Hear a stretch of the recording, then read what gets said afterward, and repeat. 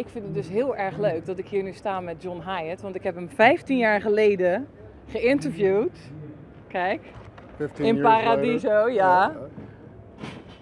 Oh no. You remember, John? Oh my God. Well, you look the same, but Well, I'm so older. do you. I'm No. older, much older. Well, that was a great show. Oh, thank you very much. Yeah, did you enjoy it? It was fantastic. We'd never done the North Sea Jazz Festival. It's quite a thrill.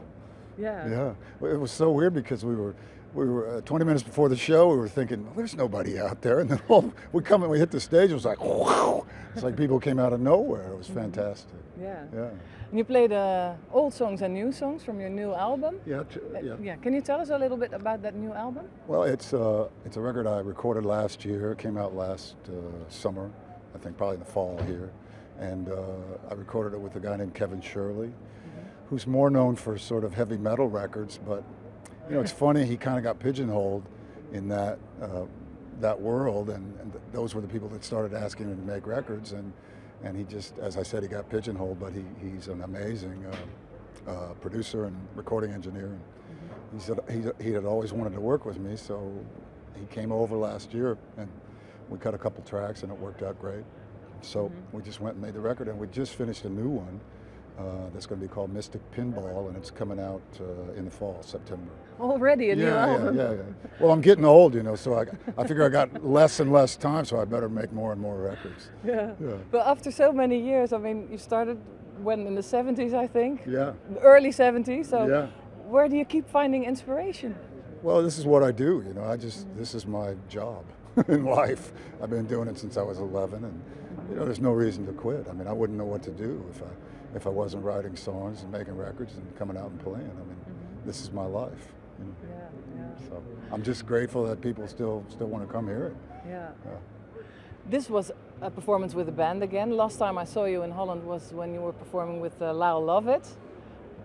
I like that a lot, but it's a different thing. But what do you prefer yourself?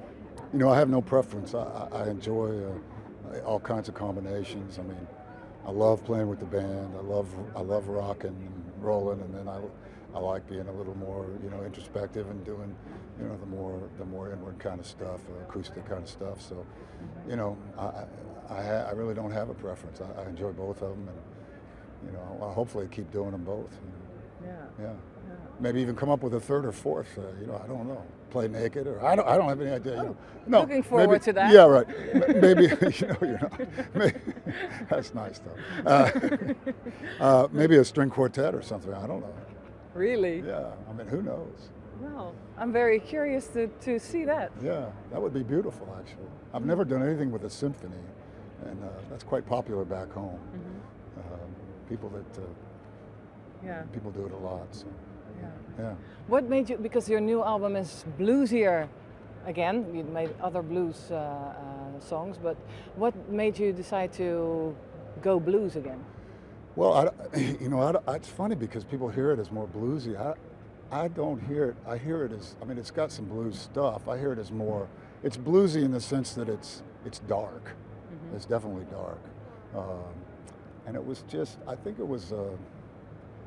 fundamentally it was a result of this Nashville flood. I mean, it was such a flood, and it just destroyed so many houses and so many. Your house too, or? Well, we had some work. We had to do some work, but you know, it was not a big deal. I mean, people lost their homes and never recovered because they didn't have flood insurance, because they never thought they'd have to have it. It was what they call a 500-year flood, which means the probability of a flood like that happening was once in 500 years. So it just kind of tore the city apart, and so it just kind of put me in a mood. You know, I mean, the flood will do things to you. It's powerful stuff, and I mean, I know it happens all around the world, and it's tragic, but it kind of hit home. You know, it makes you realize what's important. Indeed, you know, it's not the structure, and it's not the, you know, it's your family. It's the cow. It's our cow that was floating down the street. You know, finally she kind of saved herself. You know,